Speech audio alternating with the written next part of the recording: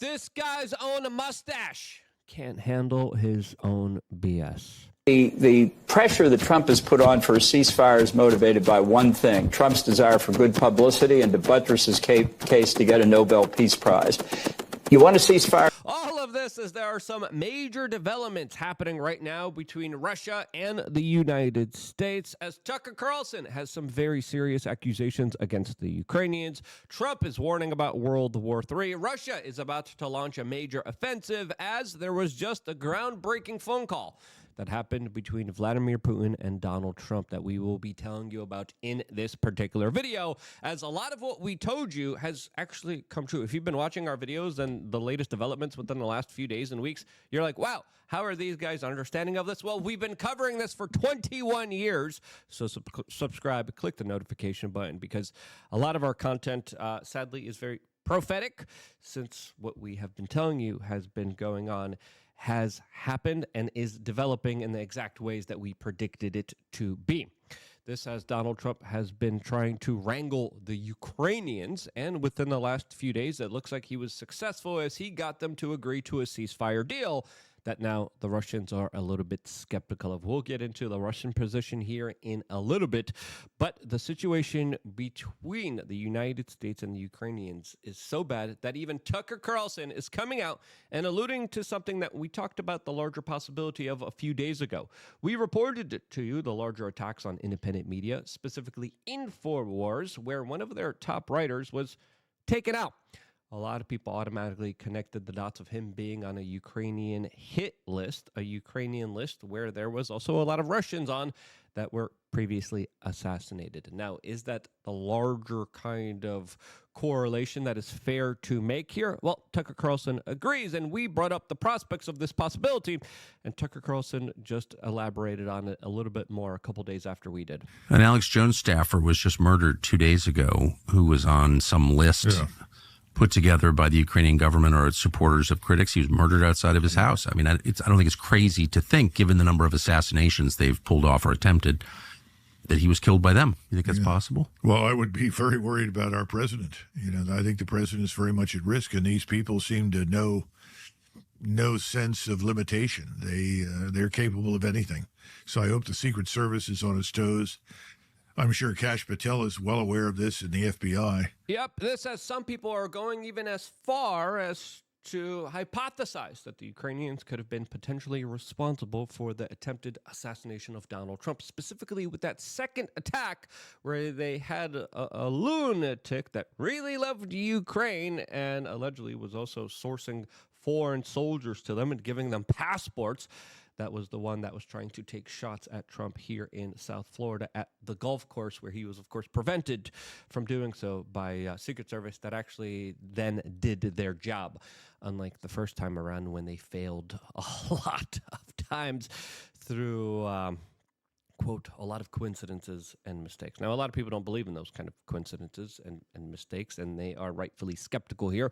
What is the truth here? Are the Ukrainians involved here? Well, we got to understand here, it's the CIA pulling the strings of a lot of the Ukrainian leadership, and the possibility of them playing some role here isn't out of the possibility here. So we have to entertain those larger ideas, since of course, everything that we have seen here throughout this entire duration of this conflict, as the Ukrainians just got Western military support and intelligence returned to them, and they just decided to use one of their long-range cruise missiles to strike inside of Russian territory and go after an oil refinery. This, as now the Ukrainians are able to use a lot of this kind of advanced tech, since the United States gave them intelligence in order to, of course, do so. When the United States took away the intelligence, they took away their ability to use a lot of this sophisticated tech that wouldn't be possible if it wasn't for direct U.S. and Western intelligence that, of course, they were giving them. A couple days ago, we told you here on this channel that the Russians are probably going to be launching a major offensive in the Sumy region. Now, why is this region significant? This is actually a region that the Russians previously held. Then they actually returned back to the Ukrainians. But this is the territory that allows the Ukrainians to be in striking distance of Moscow. And we are seeing this as a major piece of territory that the Russians are now trying to grab up before a ceasefire is made, before a peace deal is made here, in order to prevent the Ukrainians and other NATO-backed Western nations from being able to strike deep inside of Russian territory. As Donald Trump came out and he just issued a new warning saying specifically that we are very close towards a World War III, issuing a nuclear warning that if this peace deal fails, he says that there will be a war like no other that could very simply erupt here. As Donald Trump was speaking at the Department of Justice this Friday saying, quote, I think we have it, but this could lead to World War III could very easily lead to World War III, specifically speaking about the larger peace deal that he has been trying to make between the ever so very complicated, interwoven situation between the Russians and the Ukrainians. Now, before we get into the phone call that Donald Trump had with Vladimir Putin and the very kind of important disclosures from that, we wanted to tell you about Land of Biltong, biltongusa.com. The link is down in the description below. They are a family-owned and operated business that also does a lot of social media. And you can see how the product is made here, and it's really awesome. And that product is, of course, biltong. My favorite is the U.S. Wagyu, and it's some of the most softest, gentlest, tastiest. I'm not going to say. There's so many puns I can make here that are inappropriate. I'm not going to do that. Hi. Gosh darn it.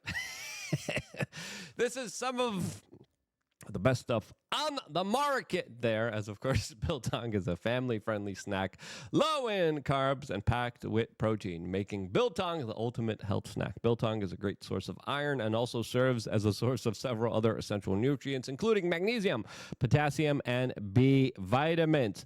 It fuels gains in every aspect of your life, whether you're following a carnivore, keto, or high-protein diet. Biltong is the perfect addition to keep you on track. Use code WRC for 10% off of your purchase. And truly, some of the best stuff out there. I love giving this stuff out to my neighbors. They really do enjoy it, and I have a lot of good relations with them. During Valentine's Day, I was making a lot of jokes about putting, the best meat in your significant other's mouth. And again, I got to be careful here. I got a family-friendly show here, okay? This is family-owned and operated business. They do some good stuff. And truly, I can't recommend this stuff enough. I got to be careful with the puns here and how I say this, because there's going to be people that clip it, and they're going to be like, yo, Diddy, no Diddy. Best stuff on the market here. And if you're looking for top quality meat, biltongusa.com has you covered with some of the healthiest and most natural stuff on the market. That truly is a game changer. I love going to the gym, and then as soon as I'm done from the gym, again, cooking's just a nightmare sometimes. Just grab some biltong out of the fridge. If you love beef jerky, this is like beef jerky times 10 without all the preservatives and sugars and all the bull crap that usually is within all this other kind of stuff in the American supermarket. This is next level stuff, really awesome stuff. Go get them, go support the sponsor of today's video. That, of course, is biltongusa.com. Click the link down in the description below. Now, let's continue on with this larger kind of conversation here, which is important to talk about here. But because what Donald Trump said here matters a lot. He says, I think we're in pretty good shape, a lot better than we were before we got involved. That was heading into World War III territory.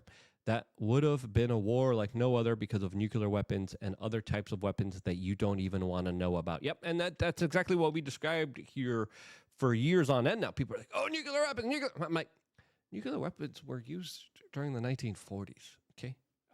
There's been a lot of time since that. There's been a lot of developments. We're talking about tsunami weapons, biological weapons, fourth, fifth generational forms of warfare that already have been implemented in many kind of soft kill ways. Again, the type of stuff that governments and militaries are capable of, a lot of the average general public can't even ponder, can't even comprehend. As Vladimir Putin came out and responded to Donald Trump, as it looks like Donald Trump asked the Russians to spare the Ukrainian soldiers in the Kursk region. The Kursk region is Russian territory that the Ukrainians ventured into.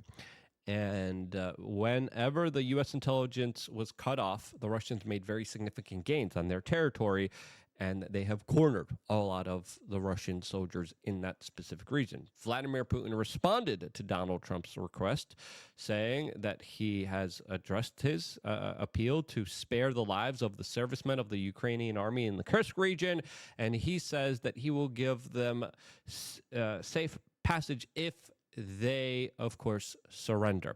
He also accuses the Ukrainians of committing numerous crimes against civilians, saying that he classifies their actions as, quote, terrorism. The Russians have also announced that foreign mercenaries do not fall under the Geneva Convention and therefore do not deserve to be treated like soldiers on the battlefield.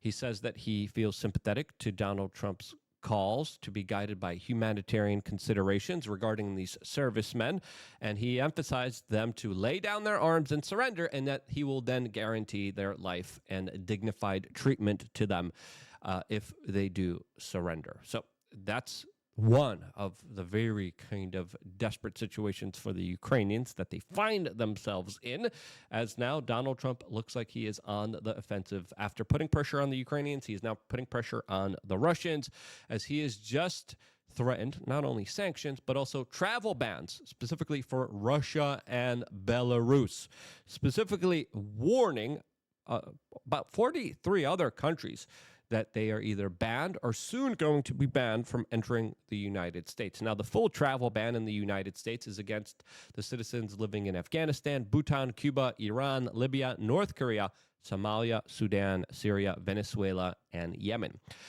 Visas that have been sharply restricted are for Belarus and for Russia, Eritrea, Haiti, Laos, Myanmar, Pakistan, Sierra Leone, South Sudan, Turkmenistan.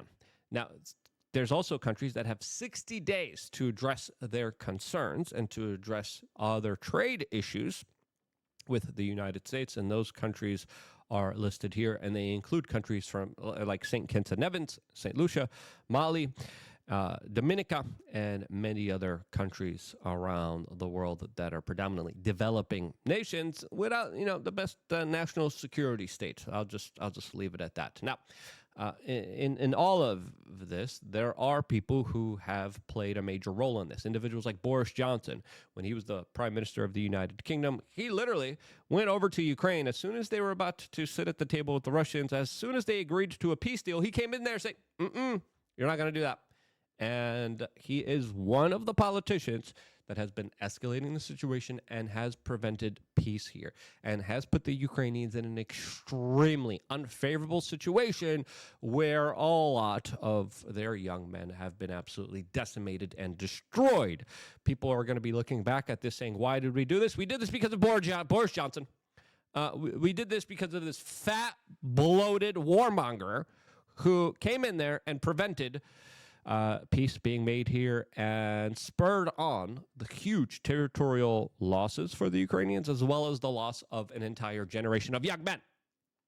He comes out and now he says he trusts and believes that Trump will put Putin with, quote, every shot in his locker, and that he, of course, will be going after the, quote, mass murderer that is Vladimir Putin. Now, the current Prime Minister of the United Kingdom wants to kickstart, quote, an operational phase, sending soldiers as, quote, peacekeepers there into the region. Yes, the Prime Minister plans to initiate an operational phase for peacekeeping in Ukraine, where he announced that military leaders will meet in Britain to discuss the next steps, as the United Kingdom talked about sending British troops and airplane and hardware military equipment to the Russian front line and to the Ukrainian front line, which, of course, the Russians see as a major escalation that could lead to a bigger potential confrontation here. And this is why Donald Trump warns, hey, this could very simply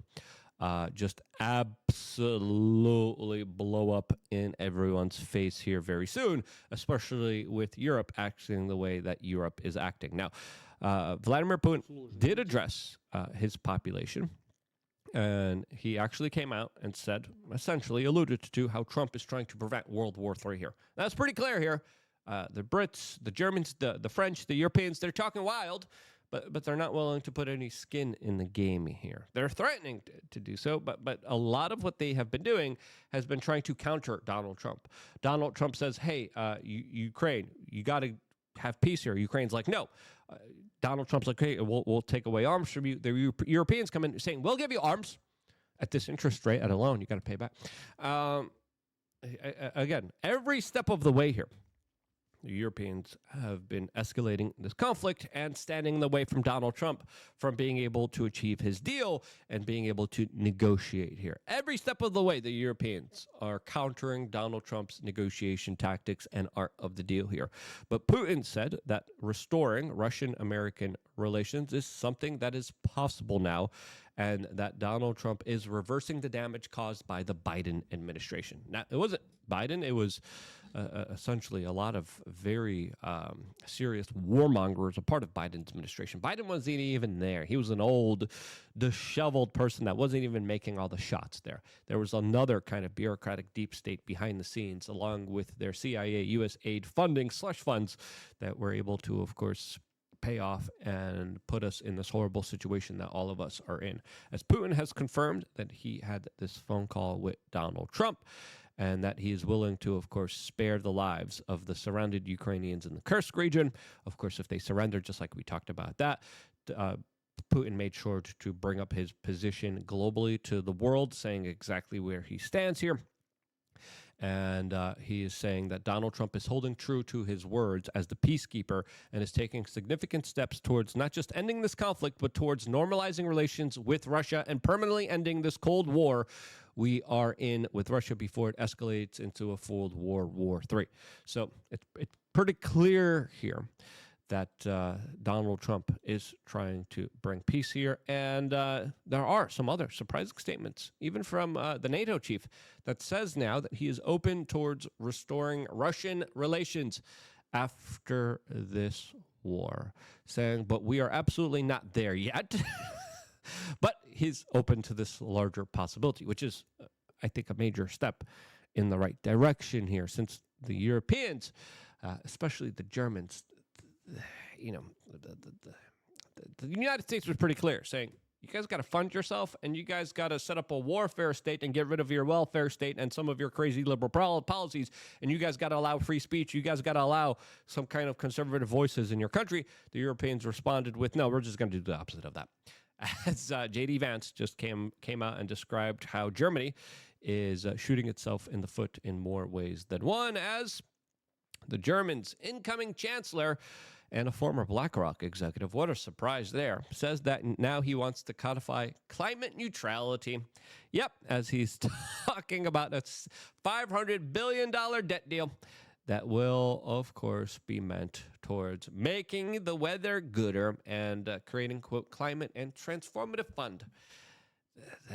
This is what they're literally spending their money on, as, of course, they're coming out and saying meat's bad. Eating meat is bad.